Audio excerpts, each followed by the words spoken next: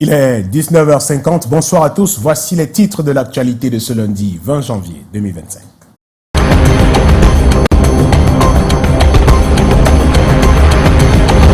À la une ce soir, le siège de l'ONG Nouveau Droit de l'Homme victime d'un cambriolage à Yaoundé. Des ordinateurs et des documents sensibles ont été dérobés, laissant planer un doute inquiétant sur les motivations derrière cet acte.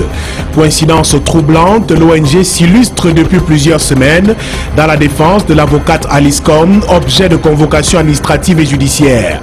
Les responsables de l'organisation y voient des tentatives d'intimidation visant à entraver la lutte pour les droits de l'homme. À la une également ce soir, après des jours d'angoisse, 7 otages enlevés par des ravisseurs dans l'Adamawa ont retrouvé la liberté grâce à l'intervention du bataillon d'intervention rapide. Les preneurs d'otages, qui exigeaient une rançon de plus de 50 millions de francs CFA, ont vu leur projet réduit à néant. En plus de la libération des victimes, l'opération a permis de saisir des armes entre les mains des kidnappeurs, porteurs d'un trouble dangereux pour la sécurité publique dans la région. Dans l'actualité également, ce lundi, les chefferies traditionnelles ou l'acquisition des titres ancestraux, autrefois fondés sur des critères de mérite et d'héritage, se transforment en une marchandise. Ce qui était un symbole de respect, d'autorité et de responsabilité se trouve désormais sous l'influence du commerce, érodant les valeurs profondes et le sacré de ces titres. Le respect de la tradition est remplacé par l'opportunisme, où la quête du pouvoir semble se jouer au détriment de l'authenticité et de l'honneur. Et puis à l'étranger, Donald Trump investit ce lundi pour un second mandat à la Maison-Blanche, lors d'une cérémonie qui marque l'un des retours politiques les plus stupéfiants de l'histoire des États-Unis. Le 47e président des États-Unis a prononcé son discours inaugural. Il a promis que l'âge d'or de l'Amérique commence. Voilà pour le sommaire.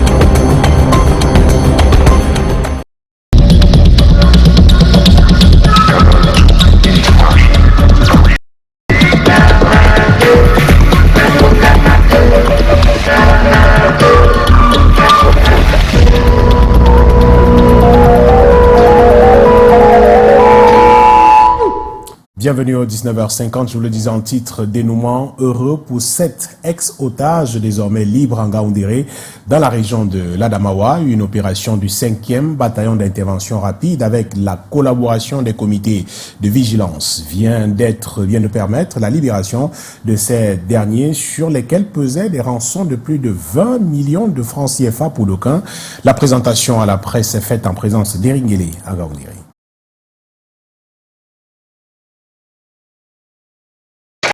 Sauvé des griffes des ravisseurs. 5 ex-otages présentés ici aux autorités locales, dont le gouverneur de l'Adamawa. Selon le 5e bataillon d'intervention rapide, ils sont toutefois 7, parmi lesquels 7 aides-soignants pris il y a quelques semaines aux encablures du site minier de Ngaouyanga. J'ai dit merci au bureau. Ils demandaient avec moi 20 millions, mais je leur ai dit que moi je n'ai rien.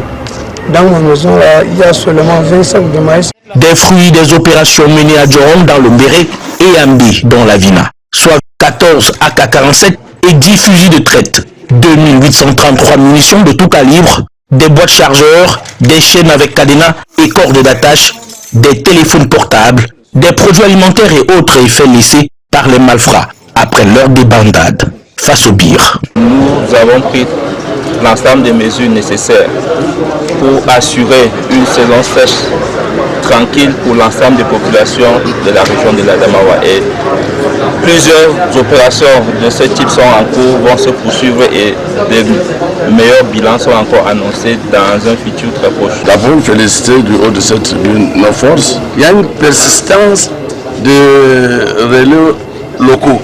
Alors nous voulons dire aux chefs traditionnels, au comité de vigilance, de continuer à dénoncer toute personne étrangère dans leur localité. Une cinquantaine de millions au total est exigée en guise de rançon par les preneurs d'otages. 2 sont tombés sous les balles, non protégés par leur gris-gris. Début de semaine difficile au Nouveau Droit de l'Homme, l'organisation de la société civile qui œuvre au quotidien à la protection des droits de l'homme au Cameroun et qui s'est illustré ces jours par son soutien à Maître Alice Com et le réseau des défenseurs des droits humains en Afrique centrale a vu ses locaux cambriolés ce week-end. Le premier bilan fait état de nombreux matériels dont le pack informatique emporté. Ambiance au sein de l'institution avec Janice Kamga et Jean Benatani.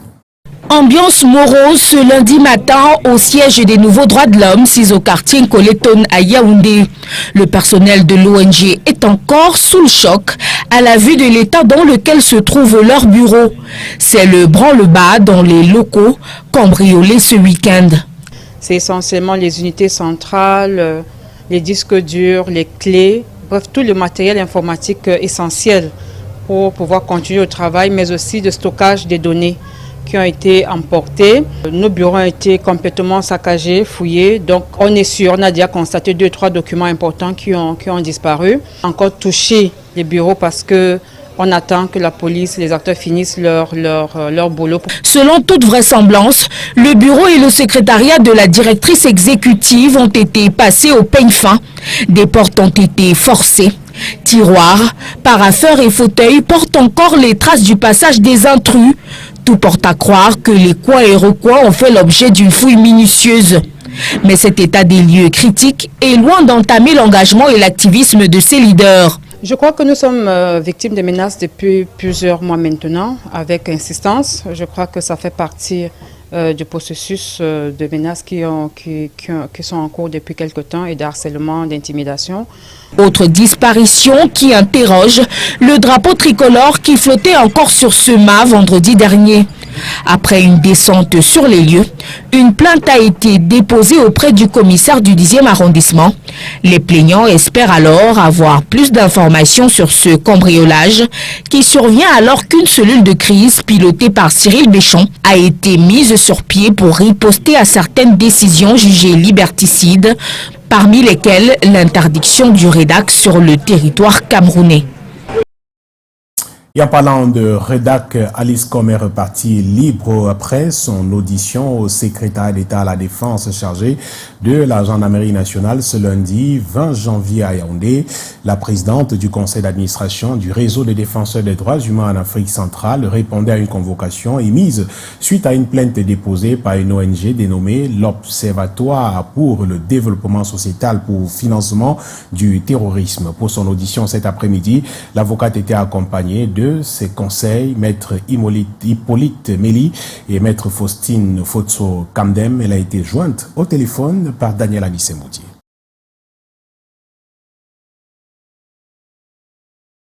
L'audition de la cliente a bien eu lieu, je l'ai conduite comme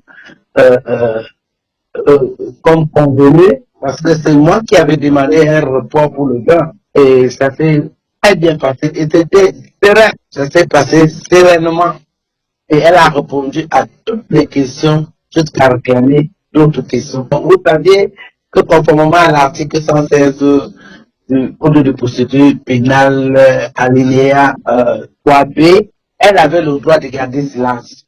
Mais réjouissons-nous qu'elle n'a pas choisi cette posture, et ce qui n'était pas mon conseil pour elle, parce qu'en tant que pénaliste, on n'a pas peur de répondre des questions, on n'a pas peur de débattre et tout. Donc, je suis fier de ma cliente parce qu'elle a suivi mes conseils et elle s'est prêtée au jeu de questions-réponses. On attend que les convocations soient faites pour la confrontation.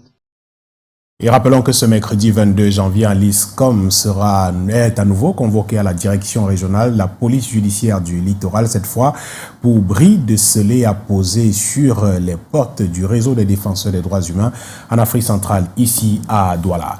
Les emprises et autres rues aux abords des marchés Mokolo et Toudi n'ont été libérées que partiellement. Les commerçants ont manifesté l'envie de s'exécuter ce 20 janvier, date donnée par le maire de la ville de Yaoundé pour l'entrée en vigueur de la répression. Mais le hangar servant de lieu de recasement est resté vide. Les vendeurs pointent du doigt les prix exorbitants, ce que refute un responsable des vendeurs à la sauvette impliqué dans le processus d'acquisition des espaces. Le reportage de Joël Jom 3 et Constant Kanga.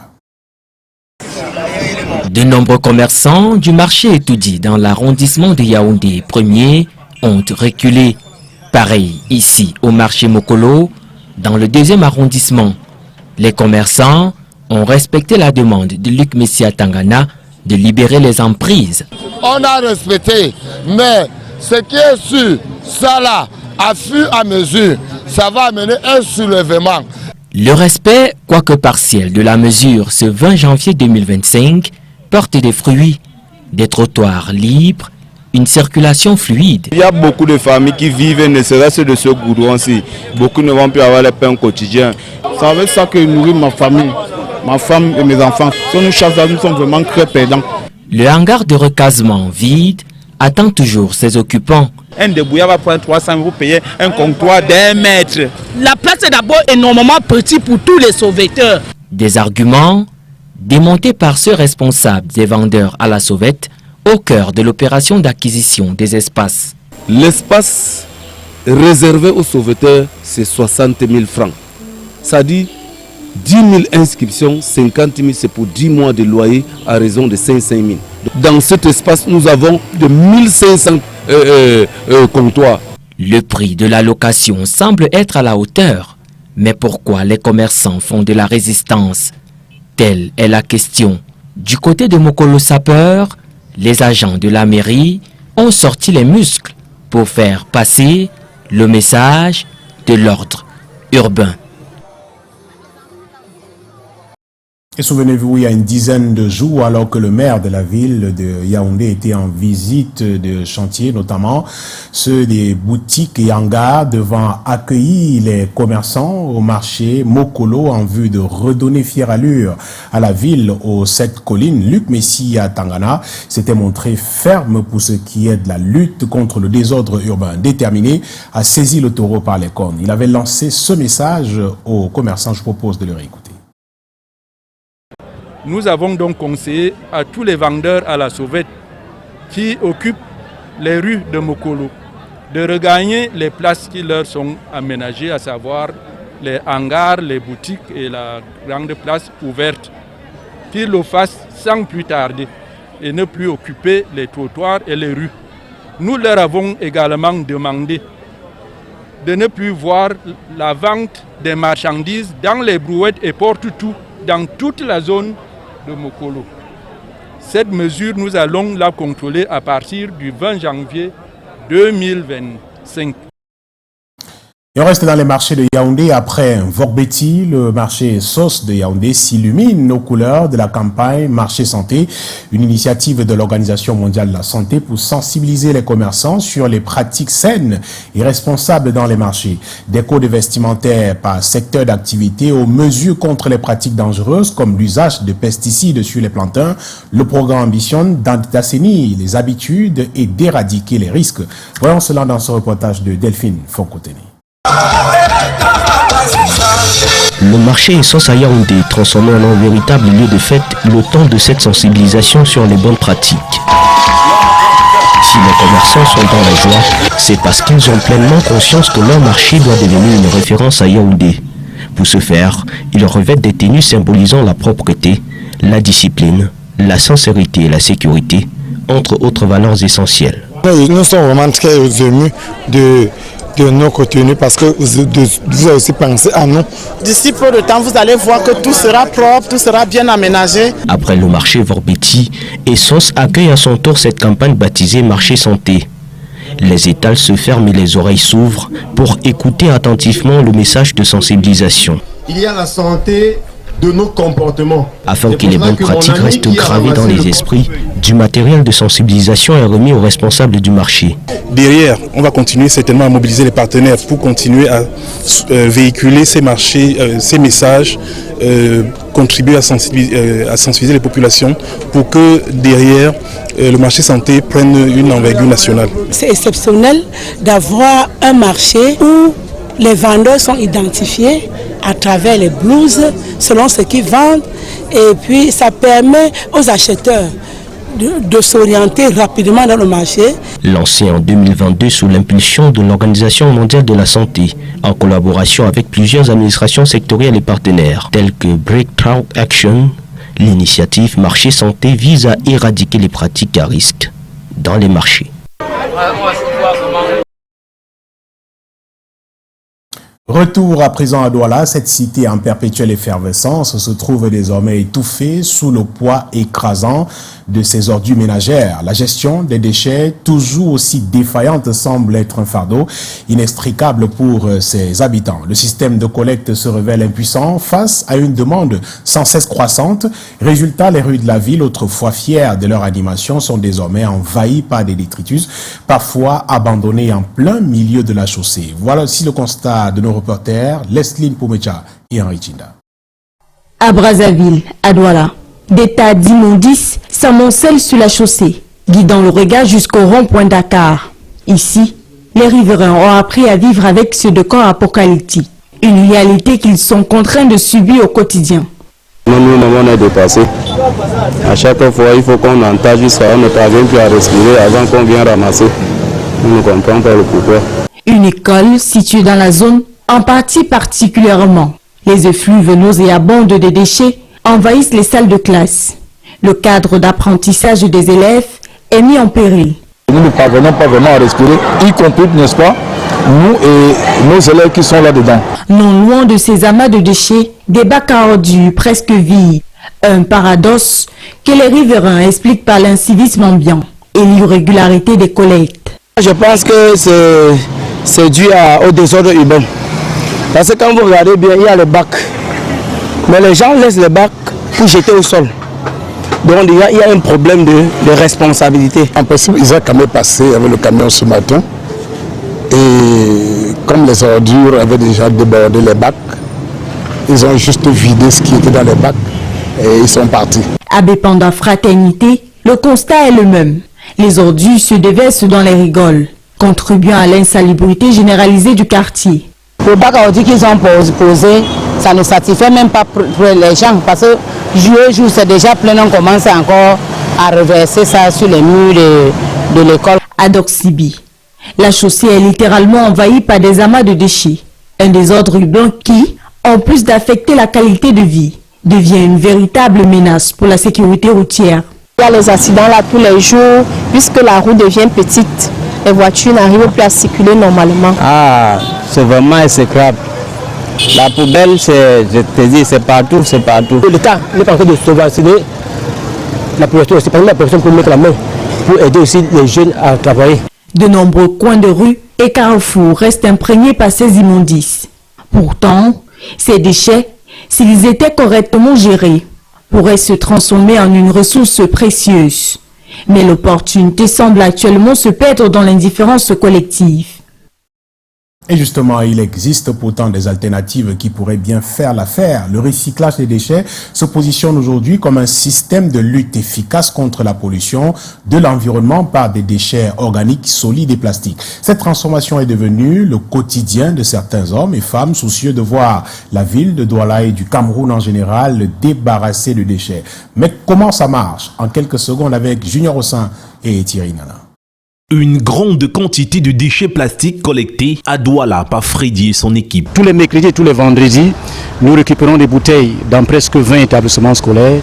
Et en 2024, nous avons fait sensiblement plus de 50 tonnes de déchets plastiques récupérés dans les établissements scolaires. Ces déchets plastiques récupérés dans la rue comme en milieu scolaire sont ramenés ici pour être recyclés. La société SC2S transforme les déchets plastiques en matière première pour d'autres entreprises qui font dans les produits finis tels que les seaux, les films plastiques. Nous les transformons afin de valoriser ces déchets-là à des produits qui pourront encore être injectés dans le circuit industriel. Là-bas des granulés, ici une mousse de plastique entre autres. Un résultat obtenu après un passage sur cette bande transporteuse jusqu'à une centrifugeuse.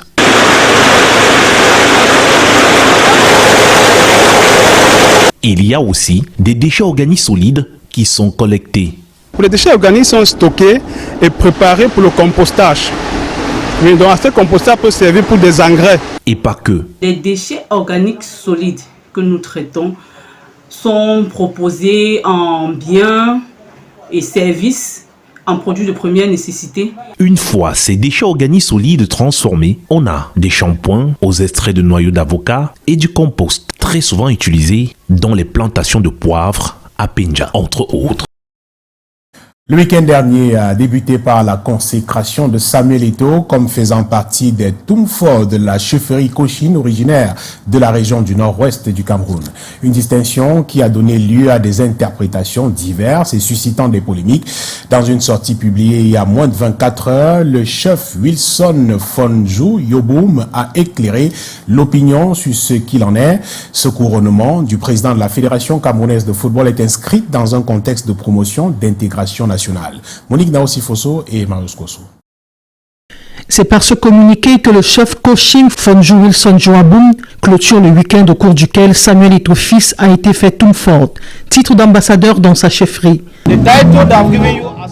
Le titre que nous vous décernons est celui d'un ambassadeur. Ce n'est pas un jeu, vous êtes une figure emblématique. Le pouvoir et la bénédiction que nous vous donnons visent toujours à défendre les intérêts du Cameroun. Entouré des dignitaires de cette chefferie désormais installée à Douala du fait des tensions sécuritaires au nord-ouest, le président de la FECAFOOT intègre ainsi le cercle des Tumford du village Cochin. On est un oubli de Tumford pour qu'il peut mettre un accent. On attend qu'il vienne dans le nord-ouest pour faire un discours. On est en train de travailler vis-à-vis à ça pour qu'il vienne à Bamenda dire un mot aux terroristes, peut-être il peut l'écouter parce qu'il est le pouvoir des jeunes et l'espoir des jeunes.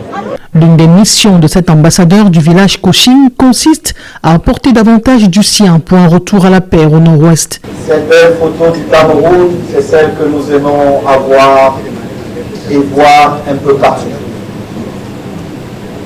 Le vivre ensemble. Il y a quelque chose de particulier dans le football. Quand vous regardez tous ces beaux enfants du Cameroun qui ont servi notre beau pays, nous avons certains crié de joie sans regarder d'où ils venaient. Pourquoi? Parce que le sentiment le plus absolu, le plus important pour nous tous Camerounais était de se sentir fiers d'être Camerounais. Pour Samuel Eto'o fils, c'est le triomphe d'un Cameroun unifié. Je dis et je l'espère que lors d'une prochaine cérémonie hors de nos frontières, pour que notre culture ait plus de visibilité, je me présenterai aussitôt. Le dernier couronnement au titre de Tumford dans cette chefferie était celle du haut-commissaire de Grande-Bretagne au Cameroun. Samuel Eto'o, donc désormais Tumford de la chefferie de Cochin dans le nord-ouest, et la polémique autour de ce titre nous a donné l'occasion de questionner certaines attributions. Les traditionalistes nous disent que les titres de notabilité ne se donnent pas au tout venant. Il faut bien poser des actes qui vont dans le sens du rassemblement, de la construction et du rayonnement de toute la communauté pour mériter en retour la reconnaissance traditionnelle. Et ce fut le cas pour Samuel Eto'o. Des conditions de plus en plus biaisées qui remettent en cause certains titres attribués à certaines personnalités. Voyons cela avec Lil Piedjou, David Sandio et Marius Kosso. Tumfo, Di, Be, Zomloa ou encore Yirima, des titres de notabilité de plus en plus attribués à tort ou à raison. Mais leur majesté, gardien de nos traditions, s'accorde à dire qu'il faut poser des actes en faveur de la communauté pour être anobli. Ça ne s'achète pas. Il faut poser des actes au sein de la communauté. Il faut des preuves concrètes qui prouvent que notre fils qui est devant nous mérite cette place honorifique. Donc nous lui posons les mains afin que la force des ancêtres lui pénètre aussi. La recherche de la reconnaissance publique à tous les prix amène parfois les assoiffés de pouvoir à courir après les titres ou à les monnayer. La plupart des gens ont l'impression de ne pas pouvoir bénéficier de la reconnaissance publique et de ne pas pouvoir exercer le pouvoir. Ils vont vers, si vous voulez, les positions qui leur sont accessibles et qui, malheureusement, aujourd'hui se trouvent être les chefferies. Pas question de glisser des billets de banque pour se voir attribuer un titre traditionnel. Ne mérite plus. La tradition a des bases qui sont claires. On ne peut que t'anoblir si tu es à la hauteur des faits sociaux, la grandeur de ta personne. L'assise des grands notables et des chefs vérifie tes actes et tes faits qui sont irréprochables. La loi étant au-dessus de la tradition, la banalisation des titres traditionnels n'est pas loin. Au fond, banalisation pas vraiment, mais surtout, si vous voulez, utilisation instantilisation carrément de notre coutume et de notre titre de mobilité. C'est ça qu'il faut le plus craindre. Si la chefferie traditionnelle est aujourd'hui divisée du fait de la mainmise de l'administration, les titres de notabilité connaissent le même sort. Autre actualité, le directeur général du port autonome de Douala et le directeur général de la société Negri viennent de signer différents actes fixant les modalités de réalisation de plusieurs projets d'infrastructure et superstructure du terminal à conteneurs du port autonome de Douala-Bonabéry. La cérémonie de signature de la convention de partenariat entre les deux entités a permis de toucher du doigt l'ambitieux projet porté par le port autonome de Douala. Le compte rendu de Titi Freeman et Thierry Nana. La convention de partenariat signée ici porte sur la construction au profit du terminal à conteneurs de 250 mètres linéaires de quais supplémentaires, l'aménagement de 7,9 hectares de terre-plein et le prolongement de 1200 mètres de linéaire des voies portiques sur pneus. Accroître les capacités d'accueil à la fois des navires, également de manutention de la marchandise au terminal conteneur. Et donc, il était question de développer une ingénierie à travers les outils juridiques dont nous disposons, notamment le régime de PPP. Et puis, le port va mieux se porter. C'est ça le plus important. Coût global du projet, 70 milliards de francs CFA. 3 institutions bancaires locales accompagneront le port autonome de Douala et son partenaire Negri dans l'implémentation de ce projet qui vise la performance et la compétitivité du terminal à conteneurs du port de Douala-Bonabéry. Negri est à la fois le sponsor de la société de projet, c'est-à-dire que Negri a porté ce projet avec bien sûr le partenaire public, et Negri est également le constructeur.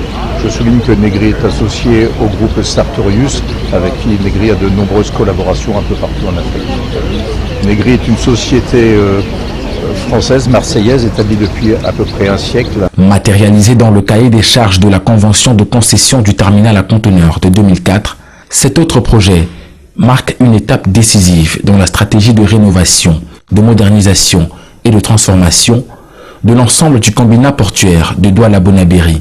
Il intervient 5 ans après la reprise de l'exploitation du terminal à conteneurs par l'autorité portuaire.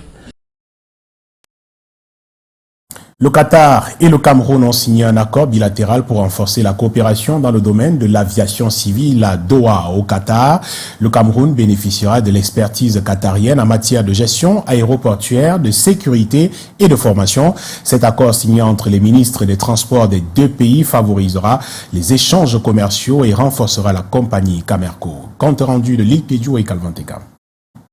Cette poignée de main entre Mohamed bin Abdullah Al Thani et Jean-Ernest Massénangale Bibéhé marque l'envol entre le Qatar et le Cameroun.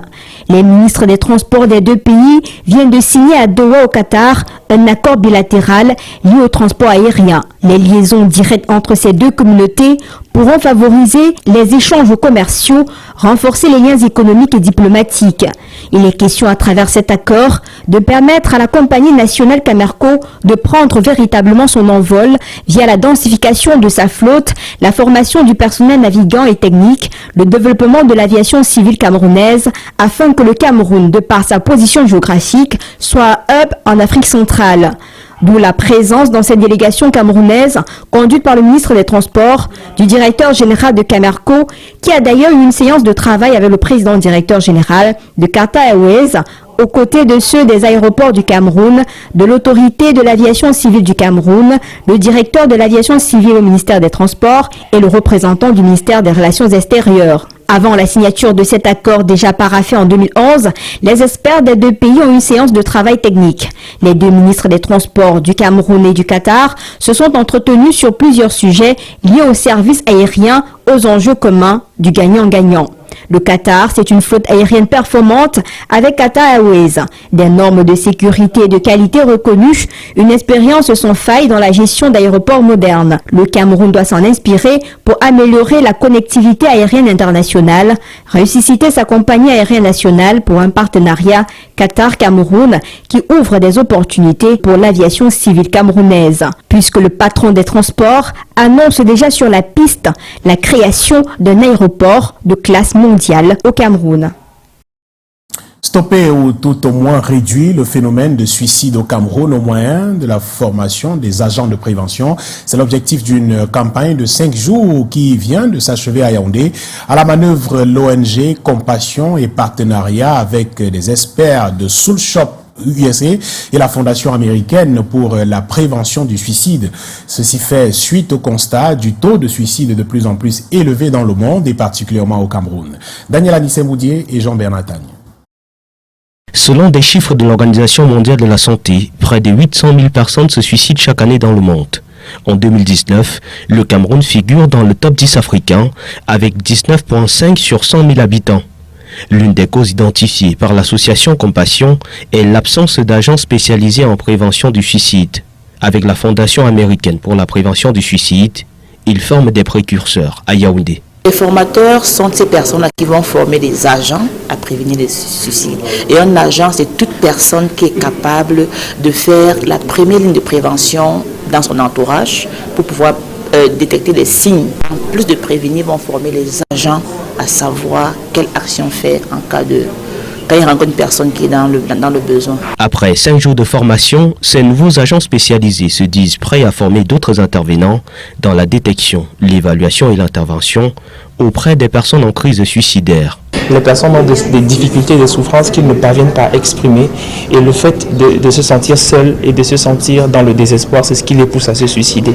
Donc nous avons appris comment ouvrir la conversation, comment écouter la personne de manière à la pousser à s'ouvrir et surtout comment la mettre à l'abri du danger et la confier entre de bonnes mains. Par cette action, l'association Compassion se positionne comme partenaire du gouvernement dont les efforts en matière de prévention du suicide demeurent jusqu'ici insuffisants. Parlons ce soir du transport par moto. Quels sont vos critères de choix pour emprunter une moto? C'est la question posée ce jour à certains habitants de la ville de Douala entre ceux qui préfèrent des personnes âgées au volant et ceux qui jettent leur dévolu sur les jeunes. Chacun y va selon des critères propres. Haroun Azira et Thierry Nana nous en parlent plus. Ancienne victime d'un accident de circulation, Laetitia a changé ses habitudes pour emprunter une moto.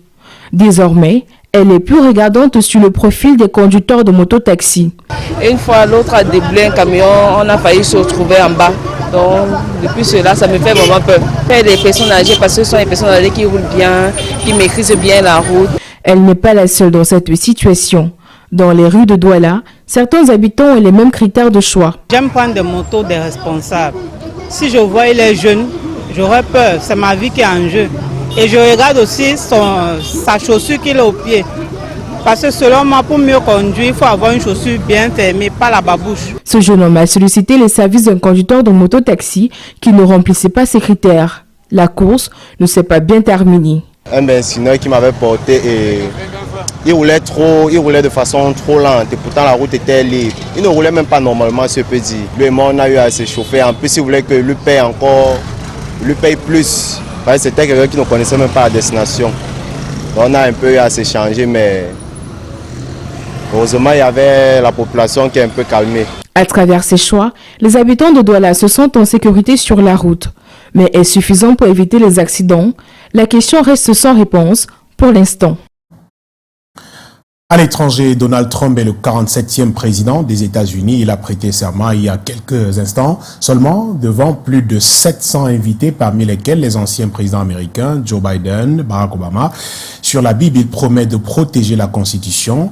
Une centaine de décrets présidentiels annoncés dans les prochaines heures. Au Nigeria, le bilan s'alourdit après l'explosion d'un camion-citerne. 86 morts et plus d'une cinquantaine de blessés. Le reste de l'actualité mondiale avec Lille Piedjou et Calvin Tekam dans Escalmonde.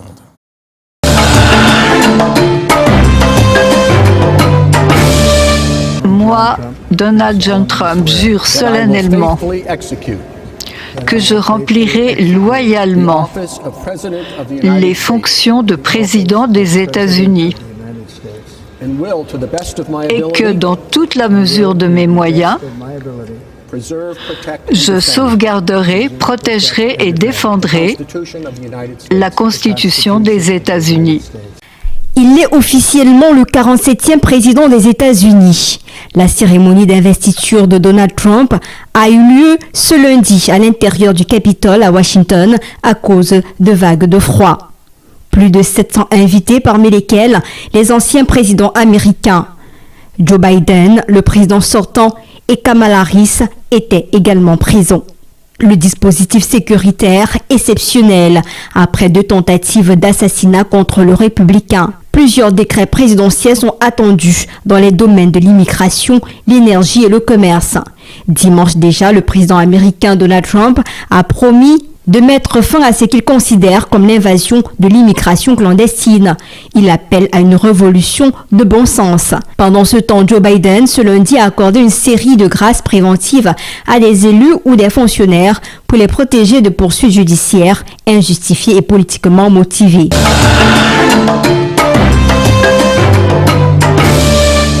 86 morts, une cinquantaine de blessés. C'est le nouveau bilan de l'explosion d'un camion-citerne dans le centre du Nigeria le week-end dernier. Des habitants se sont rapprochés du camion pour récupérer de l'essence lorsque le pire est arrivé. Dans un communiqué ce lundi, Bola Tinubu, le président, déplore l'incident et ordonne le lancement d'une campagne de sensibilisation aux risques et dangers du siphonnage de carburant.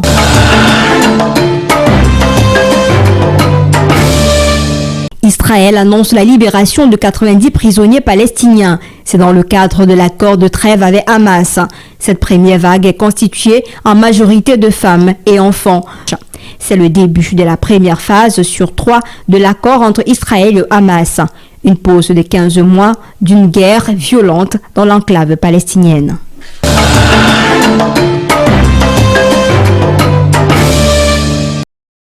Voilà qui fait l'essentiel de l'actualité ce soir. Au nom de toute l'équipe de production, je vous dis merci d'avoir suivi ce journal. Passez une excellente soirée sur notre antenne et je vous retrouve demain, 19h50. Prenez soin de vous. Bonsoir.